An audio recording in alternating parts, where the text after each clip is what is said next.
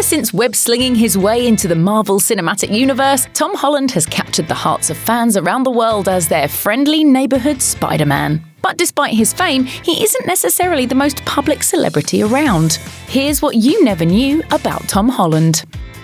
Many fans are familiar with Tom Holland's career in Hollywood. He first gained attention in 2012's The Impossible and later landed the coveted role of Peter Parker in the enormous Spider-Man franchise. But even before that, this Marvel star cut his teeth performing in front of live audiences in Billy Elliot the Musical on London's West End.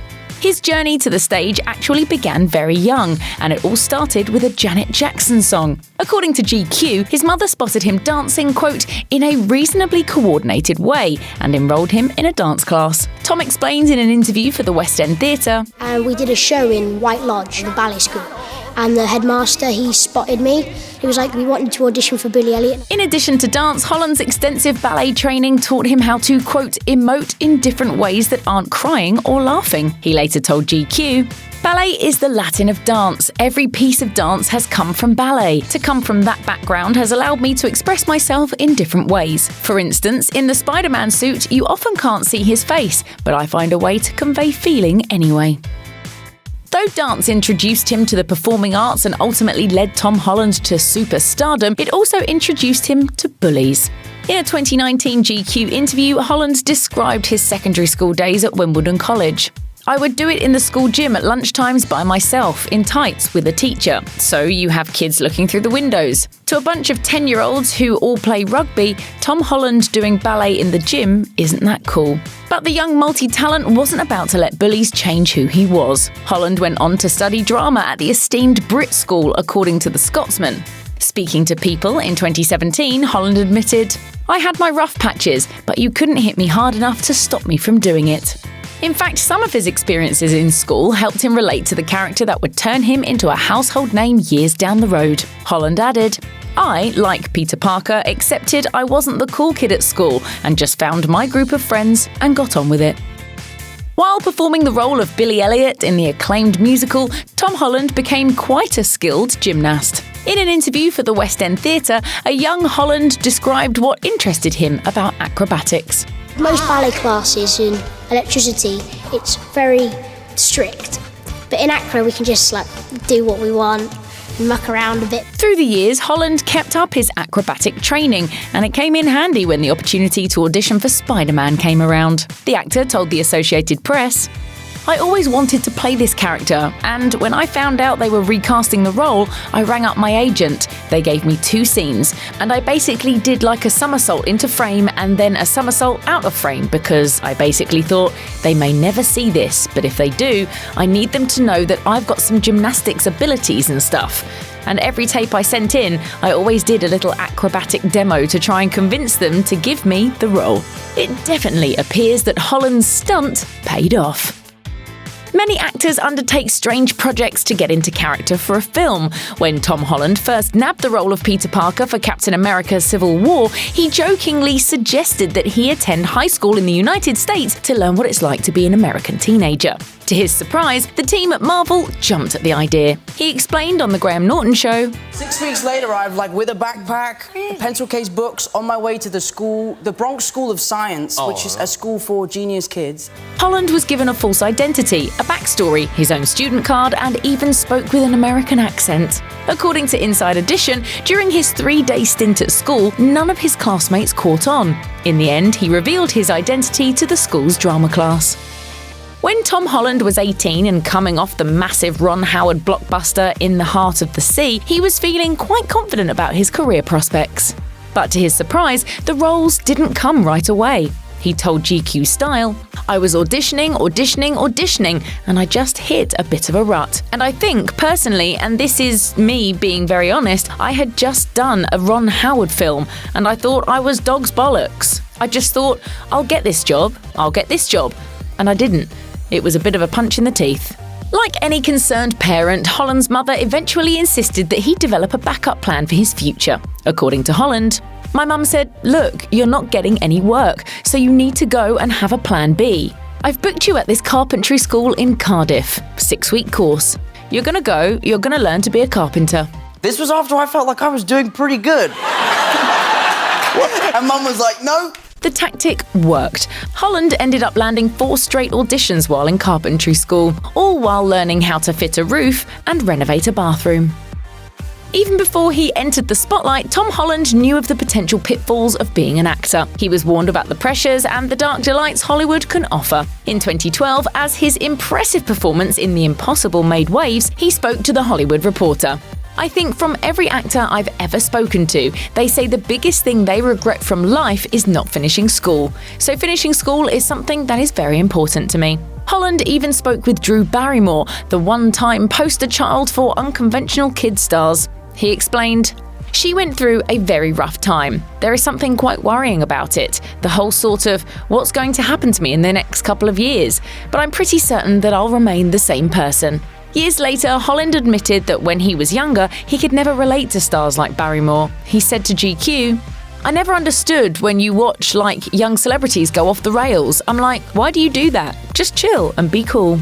But that was before he became Spider-Man. Holland added, "It wasn't until I felt the pressure of is that person taking a picture of me?"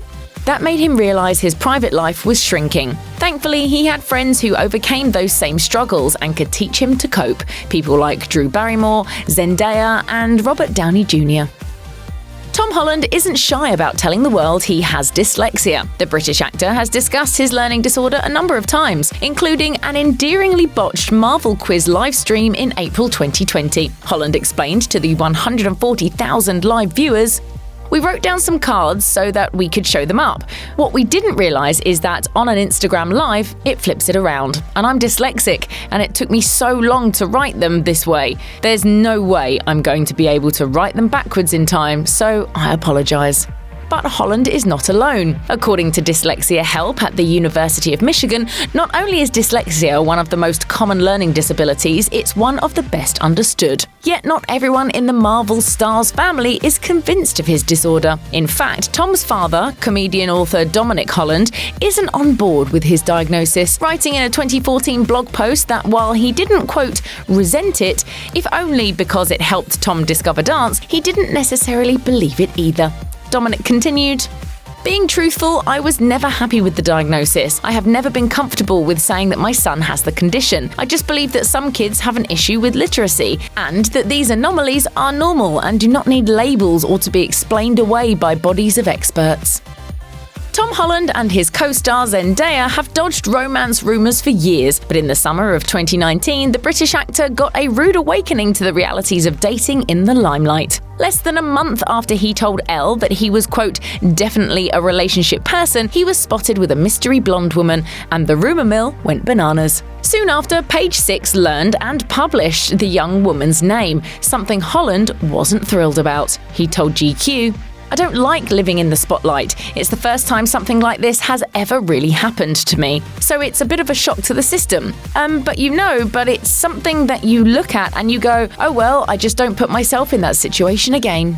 Despite those words, Holland was back in that situation less than a year later. This time, however, he leaned into the public romance. In May 2020, it was revealed that Holland and actress Nadia Parks were in a relationship and quarantining together. Since then, the two have made their romance public, even sharing pictures of each other on social media. Aww. When the Netflix thriller The Devil All the Time was released in September 2020, people began raving about Tom Holland's performance. While the role was entirely different from anything else the young actor has done, he actually got the part years before his worldwide fame. According to Vanity Fair, director Antonio Campos began working on the movie in 2015, 5 years before it was released. This was also when he cast Holland, before he ever donned his first set of red and blue tights in Captain America: Civil War. Campos got to watch as his virtually unknown lead actor became one of Hollywood's most bankable stars.